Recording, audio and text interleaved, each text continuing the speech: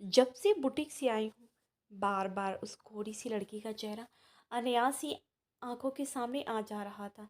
हरे रंग की सलवार कमीज पहने, माथे पर दुपट्टा ओढ़े, बुटीक के बाहर किसी लड़के से बात कर रही थी।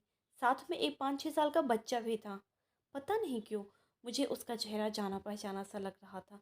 मैं बार बार अपने दिमाग पर जोर डालकर उसे याद करने की कोशिश करने लगी। तभी अचानक दिमाग में एक नाम कौंधा। गोरकी। हाँ, हम सब उसे यही नाम से बुलाते थे। घर के पास वाली बस्ती में उसका बड़ा सा परिवार अपने पूरे कुनबे के साथ रहता था। वो दो बहन थी। बड़ी बहन ज़रूरत से ज़्यादा सांवली और छोटी ज़रूरत से ज़्यादा गोरी थी। यही वजह था कि दोनों का बहनों का नाम कुछ दूसरा था, लेकिन सभी लोग उन दोनों बहनों के रंग को ही उनका नाम दे दिया था। सांवरी को गोरकी, बड़ी वाली बहन को सांवरी काफ़ी शांत और शालीन थी। वहीं छोटी बहन गोरकी बिल्कुल जिद्दी और ढीठ सी थी। दोनों बहन अक्सर माँ के साथ हमारे घर आया करती थी। दोनों बहन युवावस्था की दहलीज पर आ गई थी। इसी बीच बड़ी बहन की शादी तय हो गई। छोटी बहन अपनी बहन की शादी में लाल रंग के सूट में काफ़ी दमक रही थी। लेकिन बड़ी बहन की शादी के कुछ दिनों बाद ही अचानक ये खबर आई कि छोटी बहन कहीं चली गई है। घर वाले उसे कुछ दिन ढूंढे, फिर मन मार के अपने काम में लग गए। एक बार उसकी माँ मेरी माँ से कह रही थी, जीजी हम रोज़ कमाने वाले लोग हैं, उसे क्या ढूंढें? पुलिस के पास जाएंगे तो वहाँ भी पैसे ही, हम ही ये ही मान लेते हैं कि वो हमारी बेटी ही नहीं थी। एक ही बेटी से संतोष कर लिया। पिता और भाइयों ने उसे ज़्यादा ढूंढने की कोशिश भी ना की थी। फिर समय पंख लगा के उड़ गया।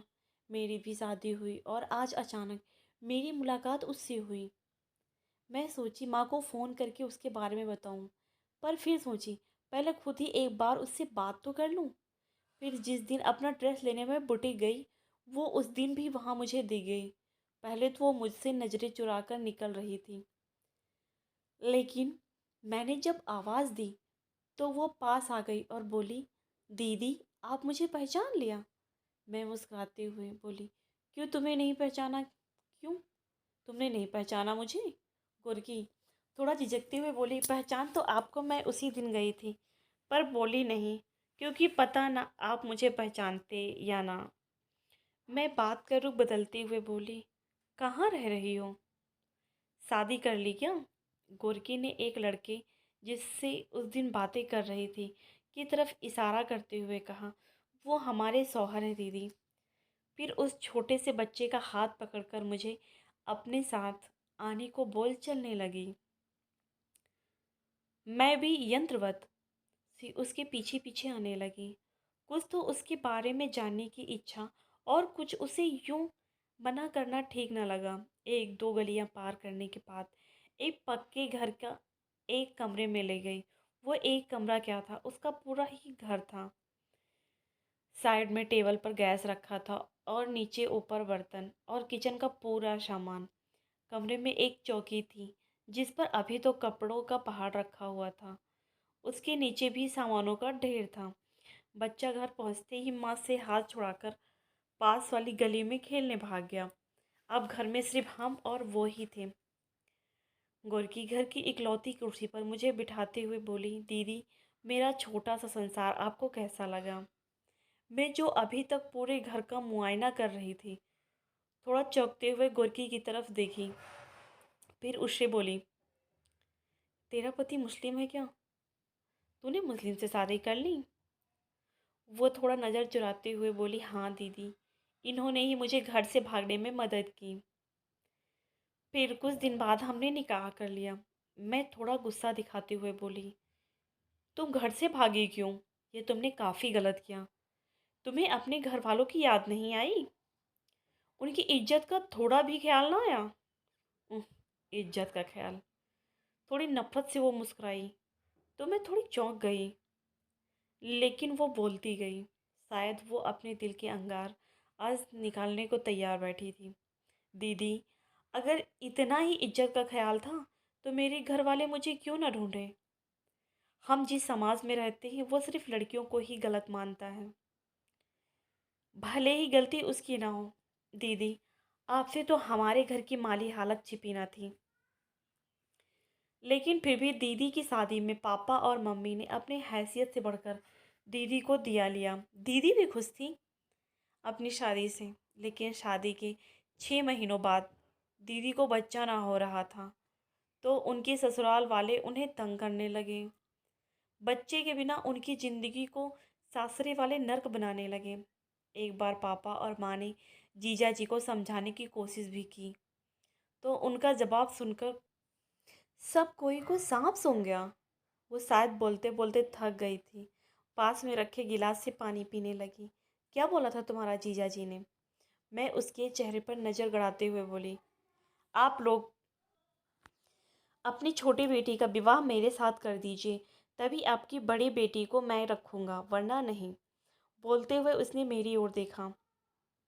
सच कहती हूँ दीदी, मैंने अपने जीजा जी से कभी कोई गलत बात भी ना की थी। मैं तो अपनी बहन का घर उजाड़ने का सोच भी ना सकी थी। अपनी बहन की शादी खतरे में देख मेरा दिल भी दुख रहा था। इच्छा हो रही थी कि अपनी शक्ल को आग लगा दूं, लेकिन किसी ने मेरे दिल की बात ना समझी। बहन भी गुस्से में मुझे भला बुरा कहने लगी। पापा और भाइयों ने पहले तो मेरी खूब पिटाई की, फिर बाद में वो भी दीदी को समझाने लगे वो इस रिश्ते के लिए सहमति दे दें, क्योंकि जीजा जी फ्री में मुझसे जो शादी करना चाहते थे। शायद वो लोग मेरे शादी का दिन भी पक्का कर दिए थे, लेकिन मैं शहनवाज को पहले से जानती थी। मैं उसकी दुकान का कपड़ा लाकर सिलती थी। मैंने शहजान से जब ये बातें कही तो उसने मुझसे घर से भाग जाने को कहा। शादी करने का विचार तो ना था हमारा, लेकिन शहजान की बीवी शादी के 2 सालों बाद ही रिजवान को जन्म देते हुए गुजर गई थी। शहजान रिजवान की परवरिश अकेले ही कर रहे थे।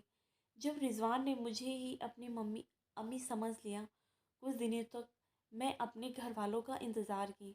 शायद वो आ जाते तो मैं अपने जीजा जी से शादी ना करने की शर्त पर उनके साथ वापस भी जा सकती थी, लेकिन वो तो मुझे भुला ही दिए।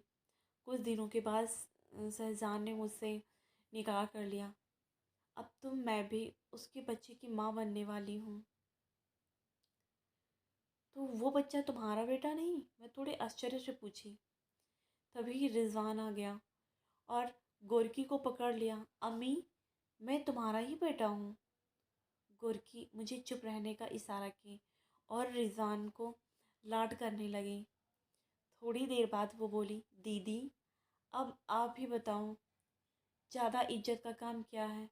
बहन का बसा हुआ घर तोड़ना या किसी का उजड़ा हुआ घर संभालना? सासजान ने कभी मेरे साथ कोई भी ज़बरदस्ती ना की। शायद यही वजह है कि मैं इनकी ओर खींची चली आई। बोलते हुए उसकी आंखों में आंसू आ गए। मैं उससे पूछी, तो अब भी घर नहीं जाना चाहती? शुरुआत में मैं शुरुआत में तो मुझे घर की काफ़ी याद आती थी।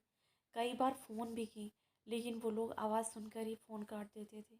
एक बार पता लगवाया तो पता चला कि दीदो को भी बच्चा हो गया।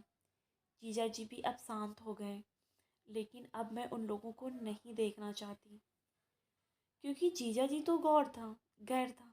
पर मेरे अपनों ने मुझे उस वक्त ना समझा था। दीदी, आपसे भी विनती है, मैं इस दुनिया के बारे में उन्हें नहीं मेरी इस दुनिया के बारे में आप उन्हें नहीं बताएंगी। जानती हूँ, भागी हुई लड़की समाज का कलंक होती है, लेकिन मैं तो खुद को कलंक से बचाने के लिए भागी थी। कहते कहते वो मेरे सामने हाथ जोड़ ली। मैं उसके हाथ को अपने हाथों में ली और थपथपाते हुए बाहर आ गई। शायद मेरी उस थपथपाहट में सब कुछ था जो उसे चाहिए था। दोस्तों, आपको ये कहानी कैसी लगी प्लीज़ हमें कमेंट बॉक्स में बताइए। हमेशा हर कहानी में लफ्ज़ याद नहीं होता है। धन्यवाद दोस्तों।